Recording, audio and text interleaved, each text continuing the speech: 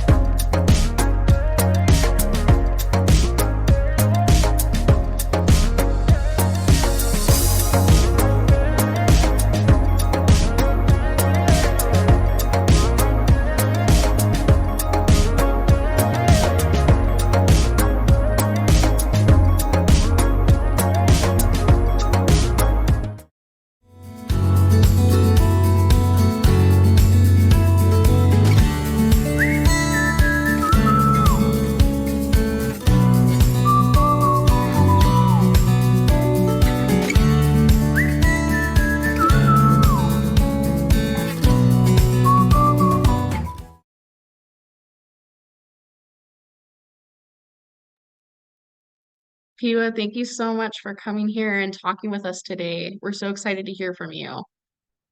Thank you very much, Madison, and thank you very much for inviting me to talk about climate change, which is a very topical issue, especially in the 21st century, where so many things are happening to humanity. And I'm happy to also be given an opportunity to talk about the work that I'm doing in mission and also the work that I'm doing with the communities in Sierra Leone in West Africa. So maybe I would just start by talking about what work do I do day to day and what it entails to be an environmental advocate.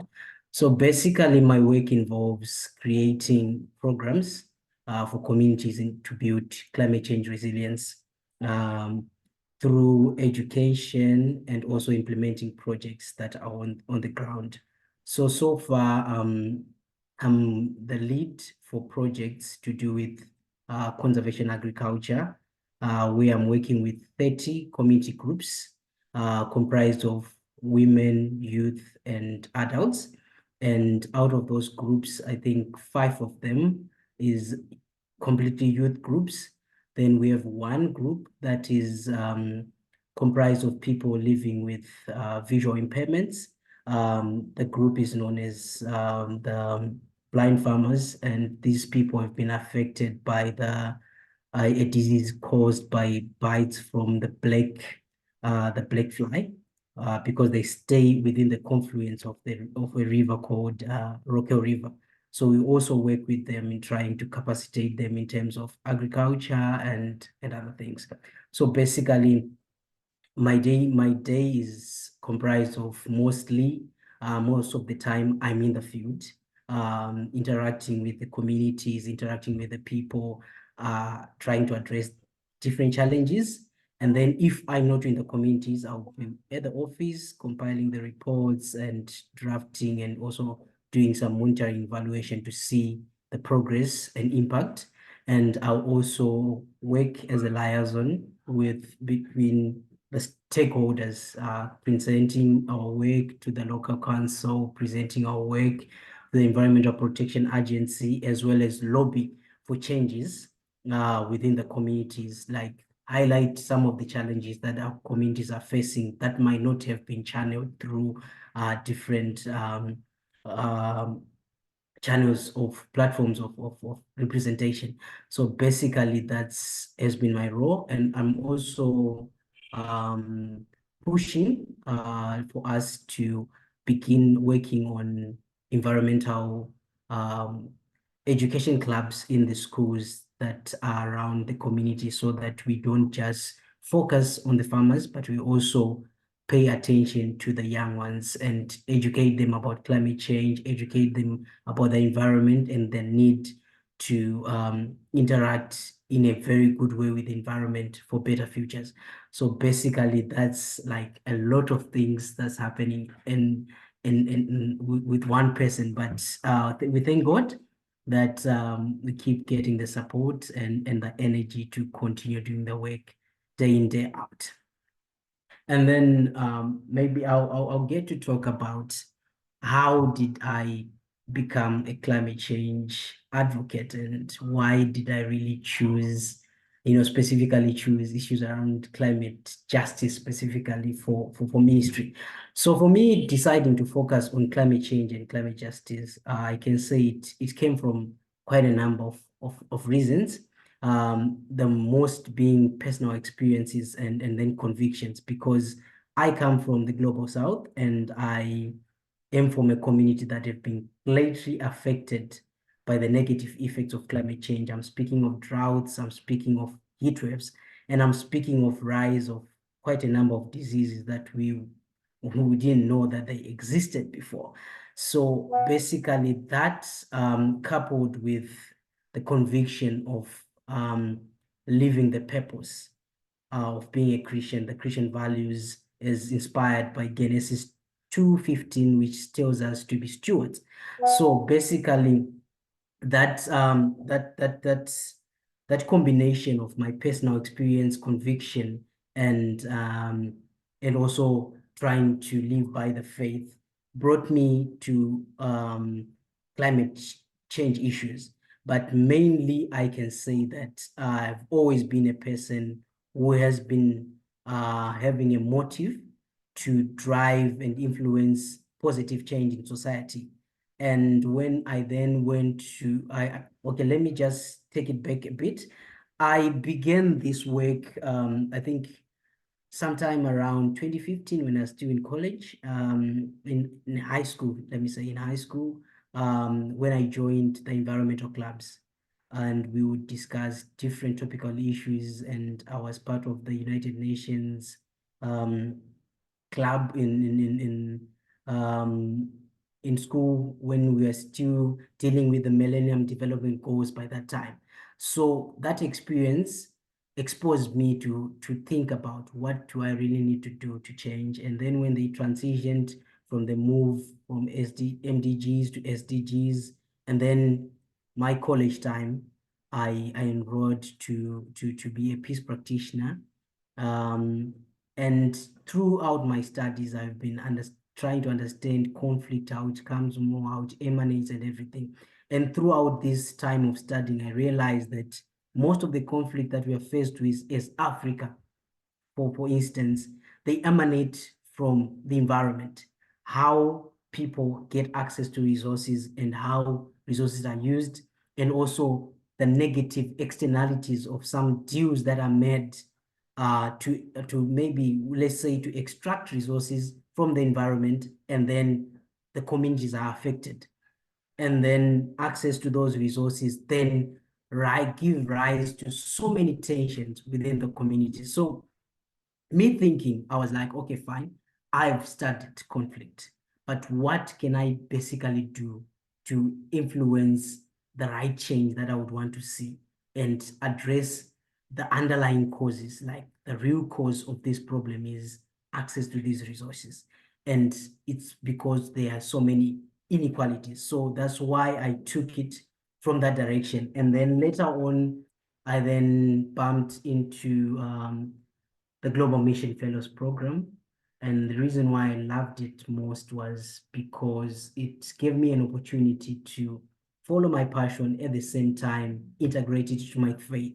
So I was like, this is a hybrid thing. I can actually do what I love and also follow my purpose, that as a Christian believer. So basically, that's how I came to choose the issues around climate change and climate justice, because these are things that I've been experiencing, based on my experience and my conviction that if we really address issues of justice when it comes to climate change, mitigation and adaptation, we can actually realize sustainable solutions, other than looking at it as a scientific thing where everyone is speaking about those big terminologies, but not looking at the social inequalities that are being perpetuated by the climate change calamity. So basically, that's what brought me in to say, okay, fine, science people, you have those big numbers, but are you looking at these social aspects?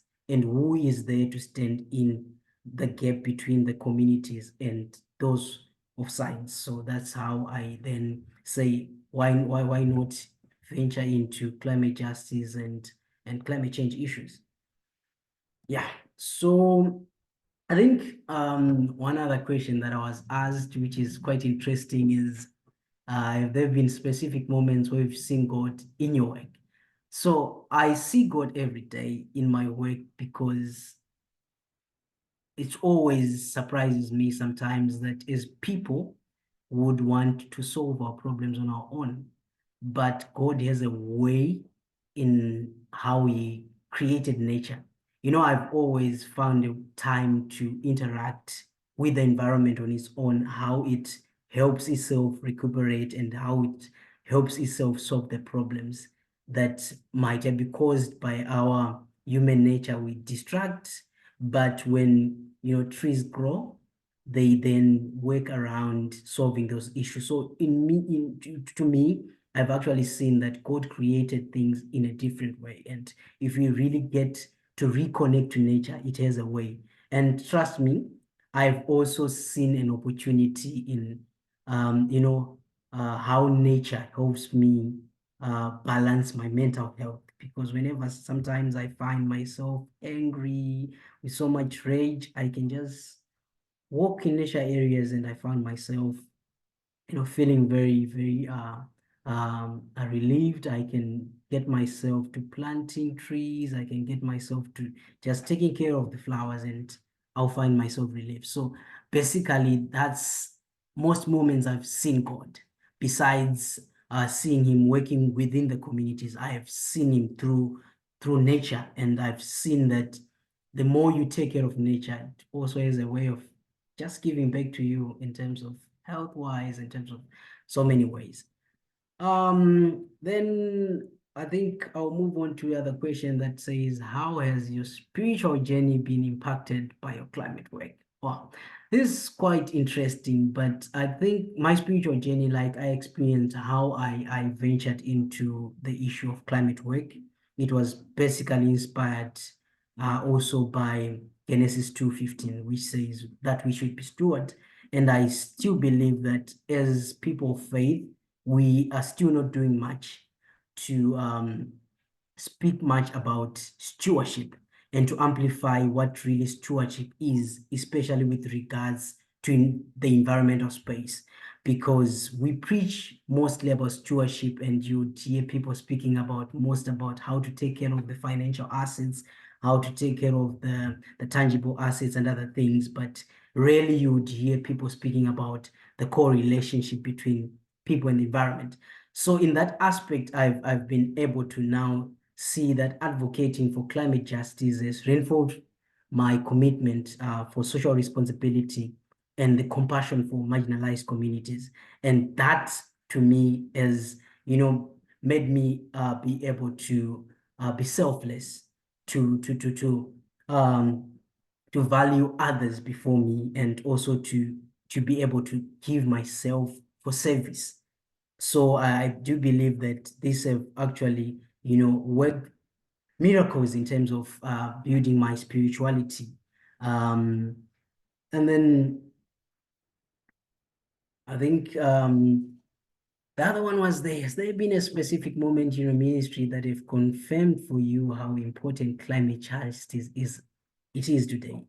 So I think working with the communities, I've realized how communities, most of the times, they are regarded as just recipients of solutions other than key stakeholders.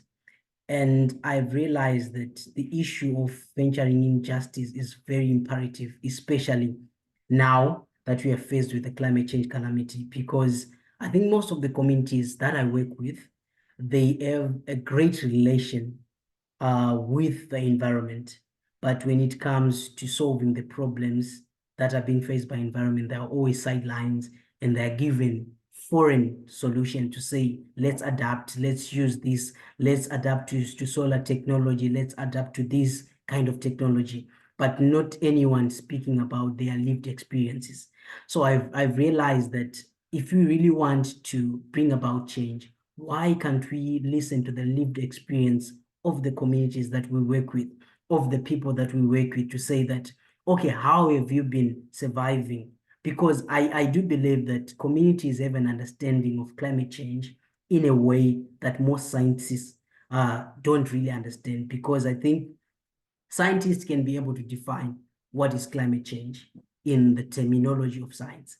But if you really ask the communities what climate change means to them, they actually have an understanding. It might be different from the definition of science, but it is what it is within their community. So I do believe, like, if there is a possibility of integrating those two, the lived experience, especially the indigenous knowledges that are within the communities, and that of science, we can really see great progress. That's why I feel like now climate justice is of importance, because if we would want to solve a problem but sidelining those who are affected, then we are not going anywhere, because we will continue to create to increase the rift between the rich and the poor, and we'll be like creating what I would call the climate apartheid, whereby those who have continue to manipulate those who don't have, and those who don't have always continue to pay the price for the actions of those who have. So basically, that's why I feel like climate justice is very important. And as the Christian community, driven by Micaiah, that we should use our gifts to protect those who are vulnerable within our communities. And now, with this issue of the climate change calamity, I think climate justice is very imperative and very important. Then what have you learned from the people and the community that you're working with? So I think working with the communities has taught me invaluable lessons in the essence of collaboration, resilience, and hope, and also their willingness to come together despite of the challenges, demonstrate the power of unity in achieving goals. And I've witnessed so much resilience in the face of adversity, which really inspires me in the fight against climate change. And also, I think one thing that I cannot take from the community that I'm working with in Sierra Leone is the ability of people from different religions to live together in peace. You see one from the Muslim community, one from the Christian community, they live together as brothers and sisters, and they make sure that when they are faced with a challenge, they are to work together to solve that challenge. So this is a great lesson that I've learned, that no matter what you believe, but when it comes to solving problems, we need each other. No matter what differences, everyone has a responsibility to take in addressing a key problem in those communities. So this is what I have really learned from the communities that I work with. And then you asked me how have you coped with the grief and loss that is present when working with climate justice? I think coping with grief and loss is something that is just inherent, and trust me, this is very challenging, and especially in the face of systemic failures like those seen in the COP negotiations, to navigate and rely on several coping mechanisms. And I think one other thing that I've mentioned, I always try to make sure that I prioritize self-care in ensuring that I take breaks and engage and try to replenish, try to, distance myself and say, okay, fine, I know we have a problem. We can find the solution, but maybe it's not now. Let me also give myself grace and try to live by it by the day. But I think most of my frustrations, I channel them towards action and advocating for system change. And I find hope in small victories and collective resilience, which helps me stay motivated among setbacks. So sometimes when things seem to have gone wrong, I just try to look at, okay, fine, what did we do? Okay, we managed to build maybe a store to manage post-harvest loss for the community that we work with. They might have a drought, but the little that they harvested has some way to be served. So that's a victory. Then I celebrate on that. And then where do you find hope in your ministry? Wow, this was kind of, I would be realistic about this one because it's kind of, finding hope is kind of very challenging, especially when you find that most of the things that you would want to do is most probably failing most of the times. You put effort, the community sometimes is not forthcoming because we need to be realistic ourselves that the communities are not a homogeneous group. Not at every time that people agree on certain things, and not at every time that people work together as imagined. There might be tussles and hassles. But I would say that I've always found hope in the the determination, the resilience of these communities. It just has made me like, okay, fine. In as much as we are faced with these challenges, we can still do it because these communities, no matter how many times they are hit by droughts, but each and every time it's farming season, you see people carrying their equipment, going to the farm and saying, we are planting. So I'll always find that hope. And most importantly, I believe in God, and I believe in his promise of renewal and redemption. So that becomes my major source of strength, that we cannot do it on our own, but through Christ who strengthens us. So above all, I can push what I want to do as a human being, but when I find myself failing, I'll always know that God promises in Jeremiah 29:11 that, for I know that plans I have for you, plans for you to prosper and never to fail. So I'll also find time to have a deep conversation with the Creator to say, why do we keep on failing, yet you had a promise? Because you said in Philippians 4:13 that do not be anxious, but with prayers and supplications, make your request known. So I always find hope in bringing it back to the Lord, besides the communities that I work with. So then says, can you tell us about one person who has greatly impacted or inspired your climate justice work? So I wouldn't say that there's one specific person. There is quite a lot of people that inspired my work within the climate justice space and environmental conservation throughout my career. But I would like to specifically mention this woman. Her name is Dr. Moenjos Biza. She's the founding director for Wildlife Conservation Action. And her passion and vision to empower local communities like resonates deeply with my own commitment to grassroots activism and her dedication to strengthening the community resilience against environmental shocks reflects a holistic approach to climate justice that's addressing not only the ecological challenges, but also getting into, addressing the social inequalities entrenched by different systems. Some of them would refer to the colonial legacies, especially within the African context, to see what was seeded into the communities that is leading to the perpetuation of these social equalities. So I would say that she's one person that has always been like my beacon in when it comes to climate justice work and environmental conservation, to say her work that she's doing, she inspires me, and she has taught me quite a number of lessons, to say that sometimes when I found myself, not believing in myself, she always say that you can do it. So I take lessons from here.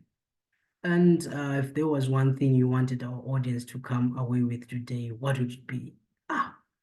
Awesome. I love this question mostly because I think everything else you'd see that many people are talking about it. The climate change calamity is being talked about worldwide. How can we adapt? How can we do this? It's being talked about, but there is need for us to change our mindset. There is need for an urgent paradigm shift to say that we must center the lived experience of those communities that are disproportionately affected by climate change. We really need to understand and listen to them, and also value their rights and their knowledges as key enablers to attending to the climate change calamity. Because I really think that if we center that and also support them financially, because the truth of the matter is these communities have no capacity to respond to the challenge that we're faced with, and no one was prepared. But we are saying that if you come together, those who have financial resources to also support these communities, but not supporting in the virtue of trying to come and say, let's use a one-size-fits-all approach to solve this problem, to try and say, okay, fine, we are going to provide the financial support, the muscle, and the necessary infrastructure that you might need to adapt. How can we now co-create working solutions that will bring about ownership, that will bring about sustainability in action? So I would want the audience today to start thinking about how can they be involved in co-creating working solutions, not to think of themselves as the solution to the problem, but to say that together we are the solution to the problem. And when we come to work with the communities, we really need to come to think in a way that we see communities not only as receptors, but as a key stakeholder and as people who already are living in this situation and we have an understanding of what's going on. So moving on to maybe how then can the people listening get involved in the climate justice space, get involved into the climate change work. I think one of the major things that many people wouldn't want to live with is when you tell someone to change their personal behavior. Um, Always, as humans, we always try to see the fault in others, but not really try to focus much on us. How are we contributing to the situation? So I would say that the first port of call is people really need to change their personal behavior. And maybe the starting point is by making sustainable choices daily.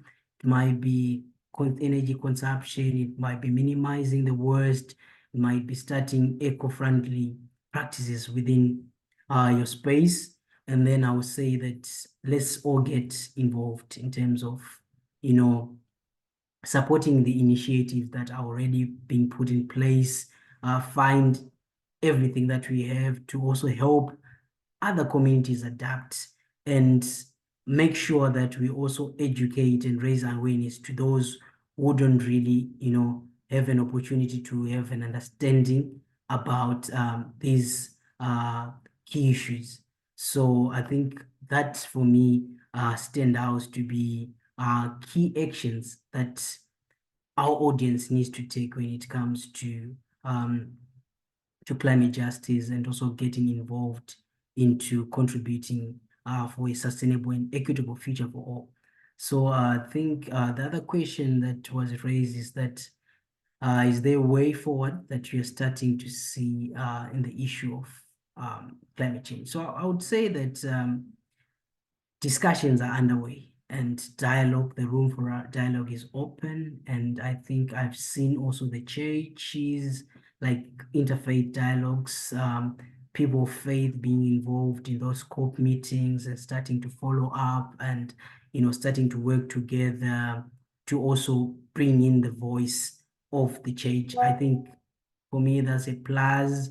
And I'm also seeing uh, like now there's a paradigm shift of people speaking more about community-led initiatives where we are saying that we really need to entrust the communities. And I've seen also many scientific scholars, they now also, try to understand the lived experiences of indigenous and local communities, and also acknowledging that in those communities lie the greater solution, like the nature-based solutions to the climate change calamities. And there is much to learn in those communities. And I think also one other thing, though, within the global south is something that is still a challenge, is technological advancement. I've seen so many great technologies that have been created and some that are coming through that can be a testament and to our problem. So I've seen the way forward, and I'm still hopeful of one day we'll see the COP 29, 30 coming up with not only, pledges, but key actions, with not just, admitting that this is a problem, but mainstreaming those key issues. So the other question was, how do you see God calling people of faith in action on the issue of climate change? I think my answer on this one is just simple, that the Bible tells us about stewardship and recognizing that the earth is a gift from God. So people of faith are called to stewardship. They should really need to take care of their surroundings. And also the issue of justice, like justice is very central to many religious teachings in this concept of justice. Like you would see that so many religions speaks about justice and taking care of your brother and being the brother's keeper. So I do believe that addressing climate change also requires addressing those disproportionate impact on the vulnerable communities who always like contribute the least when it comes to the climate change calamity, but they suffer the most. So people of faith now are called to advocate for justice, that ensuring that all people are catered for and are not marginalized, and all the resources and opportunities are also, spread across. And also there is need for people of faith to just practice compassion. I think we have I now sound like a broken record when I continuously speak about the disproportional effects of climate change. And the ability of some who were not that privileged to have the capacity to respond. So there is need for us to be compassionate. There is need for us to provide what we can to support and work in solidarity. Sometimes I do believe that support doesn't necessarily mean that you'd come with financial support. Sometimes we have different expertise that might be needed in those communities. And as people of faith, we really need to come through. Sometimes, people will just need religious leaders, people of faith to just come and sit them together and say, do you see this problem that we are faced with? How best can we work with? And that's how I see God's call in this. So I think I'll talk for the whole day, but I think I've pretty much exhausted a lot of questions. I'm now open to take any questions and contribution and conversations maybe that can get us connected and continue to talk about this issue. Thank you very much, Madison. Yeah, Tapiwa, thank you so much. That was so wonderful to hear you speak on all these things.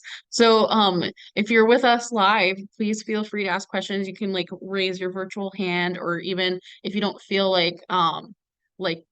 speaking, you can type it in the chat and we'll ask for you. I think Keith, I think it looks like you have a question. Please go ahead. Thank you. Tapiwa, thank you for being with us today and sharing your experiences and stories. I was intrigued about your approach to communities when you come into a community.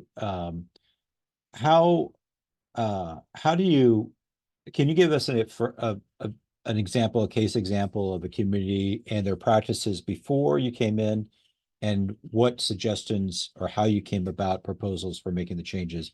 Because in the video you talked about livestock management, water management, gardening. What wasn't there to begin with, and how did you come up with proposals or changes for that community? And because I'm really curious about how you approach a community, because we certainly have many communities here in the United States that could be making changes as well. I'm curious about effective ways for working in a community and talking to a community. All right. Thank you very much. That's quite an interesting question. Thank you very much for that question. I think I would start by saying that in these communities, we acknowledge that the communities have been living in these spaces and they understand their spaces more. And we try to map out what are the key problems that they are also identifying as the community, and what are the key challenges that they're identifying, and how can we work better to co-create. So I would take, for instance, most communities here in Sierra Leone have been using the slash and burn method in terms of farming, right? So they will slash, they will burn everything, and then that's how they'll be farming.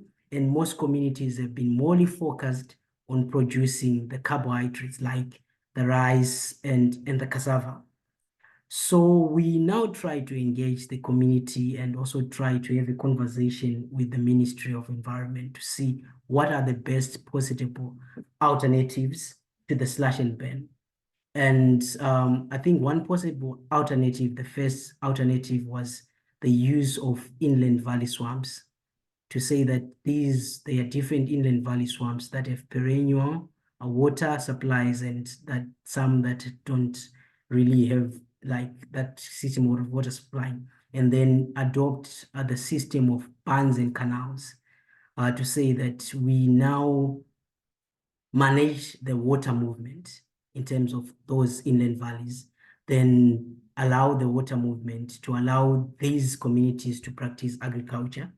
But on top of that, we then talked about the communities that, okay, fine, we have been practicing agriculture and we have been getting produce, but we also lack something within amongst us.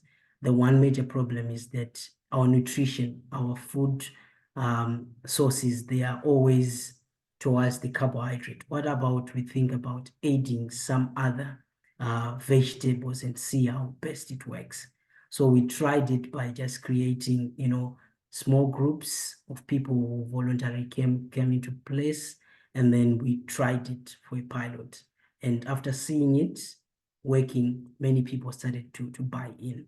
The whole concept of saying, let's plant these carrots, let's plant this, and also we made sure that we provide the tools, we provide the seeds for them to have a startup. But also our concept of working with them was like, we are not just going to give you things so that you can use them and the next time we come and give you. But what we are going to do is we give you seeds today. After you give you seeds today, you plant, and after you plant and harvest, you then create your own seed bank that you then borrow to the next community so that there is sustainability. So to them, it became something that is also a way of saying people don't just misuse the resources that they have gotten. They would know that we have a responsibility to take care of our next brother. We have a responsibility to return. So in that context, I think we've made progress. Though I cannot completely say that we no longer have challenges, we still have challenges because we all know that communities don't just agree with each other every day. They are hassles and tussles. But this concept of having continuous dialogue and also try to map like who is of much influence in those communities, who is of lesser influence, how can we then make the two meet and sit together and have the same voice, the youth, the women and everything, how can we influence the understanding of the next one? All right, thank you. Yeah, I think Becca, I'm losing power on my device that I'm using. So could you allow me to just join with my phone so that I can be able to continue the conversation? Of course. Yeah, that would be no problem.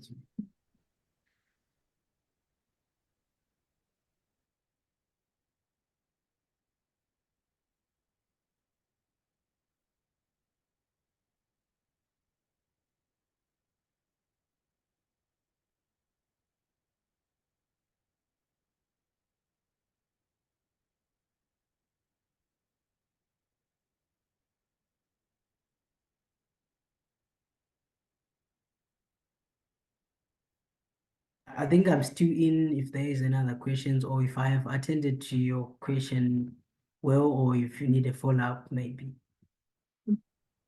Yeah, I can ask a question if you're able to multitask while getting back on with your phone. So you talked about going into churches, how oh wait, give it a second.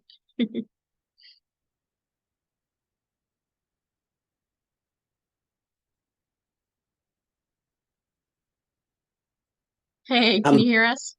Yeah, I'm back. Perfect.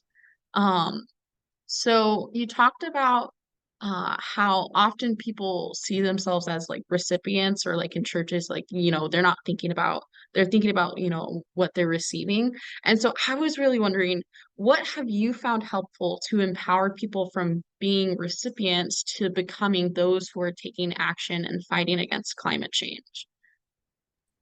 So I think our first port of call was, reassuring people and giving them confidence in the concept that they used to work with, that they really do work, like making them believe, like, how do you used to do it in the past? Because we have communities like the Shebros, we have communities like the Susus and other, I think they call them the party many. Those people have been practicing, quite great water management systems, but they've mostly been using it for ages. But their story hasn't been well told and reassured that this really works and this is really appreciated. So our first port of call was now try to understand first the lived experience of the people and see how best we can integrate them with the new technologies and the new systems. So basically what we did was making them involved in projects from the onset to say, okay, fine, we have come here, we have a project that we think we would want to do, but we are not really sure how best we can do it. Our project we would want to achieve 1, 2, 3, 4, 5, but what's the best ways that works for this community that you think we can work with? So we'll start by co-creating by that in such a way. And it has also helped us in creating, like what I would say, on the ground metrics of measuring impact. Because if you started off with 3 people coming in, joining the group, and then now we have 10 to 15 people are now group members, that shows you that that's an indicator of growth and the impact of the work that you're doing besides the output. So basically, that's what we have started by reassuring them that we are not basically coming in as a solution. I mean, have flown 36,000 kilometers from Zimbabwe to come here as an expert, but my role here is to work with you and see how best we can come up with something that you can take with you for the rest of your lives. So basically, that approach has worked with us, though sometimes it's also hard to instill and reassure that confidence, especially to one of the groups that I would mention that they have been historically disadvantaged, like the women. Our community that we work with are patriarchal in nature, and now trying to, encourage the women that you have the power, you can actually do it. Yeah, that have been a tough one. But basically, I think with time, we might really get there.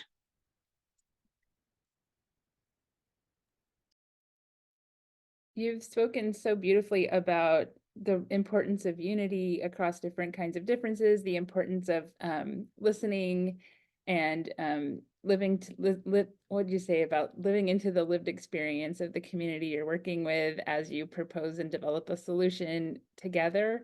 And I'm wondering more about your training as a peacekeeper. It sounds like you're drawing a lot from that experience. Can you speak more to that, please?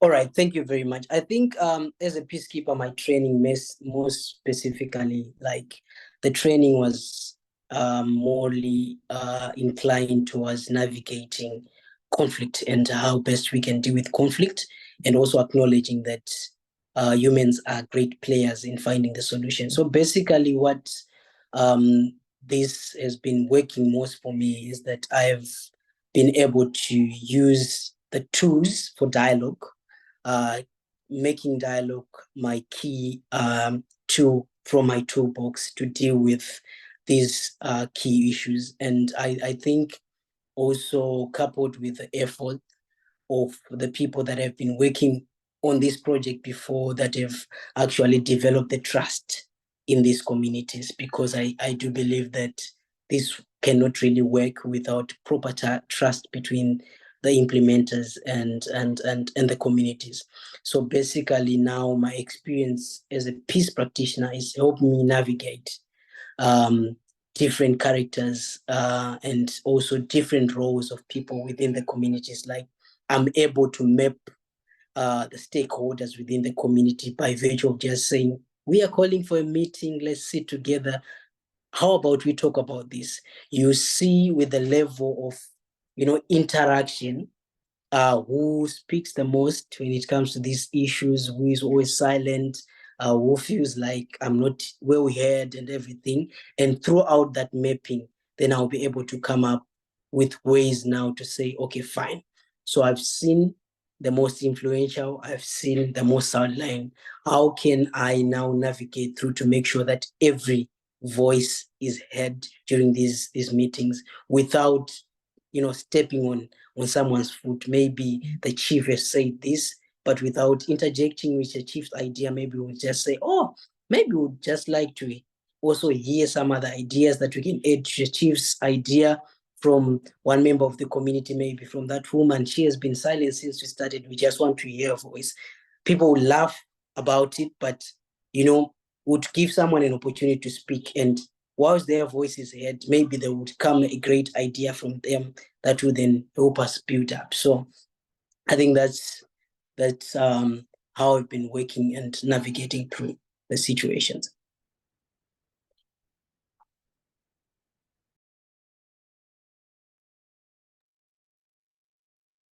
Beautiful. So, I think at least in my understanding of like our context and like the churches that I see around here, I see a lot of, I see people, taking action outside of the church. But I was curious, what do you think are the benefits of taking action on climate, like within the church? So the good thing is, I think it would be, and I know many wouldn't want to agree, but I would say that Africa is a continent that is very religious, and you'd see that most people believe in something. And I think where I come from in Zimbabwe, the highest population of people are Christians. So, which tells you that is the role of the church now to influence, because most people would take it and work with it at home because the reverend said it, the pastor said it, the leader of the church said it, and we really need to take action. So I've been thinking that what if the church speaks and says that let's start planting trees? Maybe if we say how many Sundays, the same way we take the Holy Communion to say we are taking the Holy Communion, let's also take an opportunity that when we have a Holy Communion, we have an opportunity to reconnect with nature and try to work toward the communities that are faced by the climate change calamity. That way, I think the church will do more, because the church is also known for taking care of the community in times of trouble, like offering aid in times of droughts and other things. So I think also the church can also be able to take a leading role in finding working solutions, so that it really reduces the burden of just being the ones to respond to disasters, but also be in the lead, be proactive in avoiding the disasters from happening. So I do believe that the church can be a great tool in terms of facing the climate change calamity. And I can really truly attest that the United Methodist Church has been working, and I think in Zimbabwe, they are now working on initiatives to promote tree planting. They're also during youth weeks infusing those kind of discussion, but it's not something that have been fully embraced within the religion. Like, I think there is need for a narrative shift, redefining the term stewardship, for the church to really understand that stewardship goes beyond finances and tangible assets.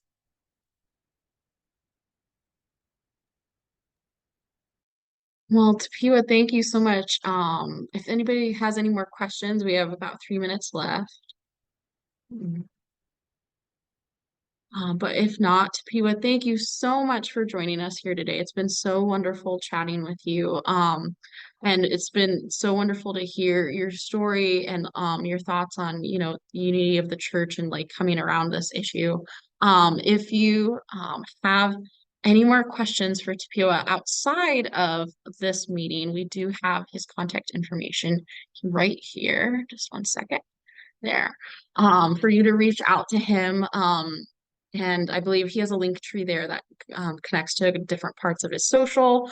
And I think that's about it. Thank you all so much for coming and for joining us. We should, of course, have more webinars coming out soon. So keep an eye on that.